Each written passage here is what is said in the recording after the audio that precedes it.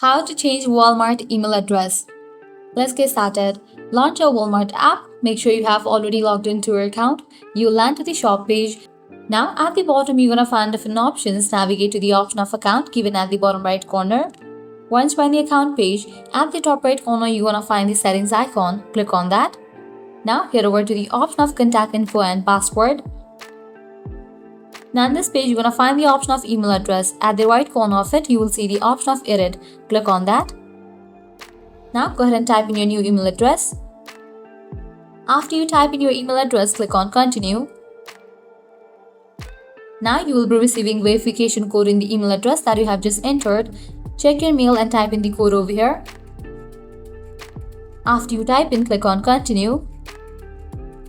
With that, your email address will be changed. So this way you can easily change Walmart email address. At the end, if you guys find this video helpful, don't forget to like, share and subscribe to our channel. Thanks for watching.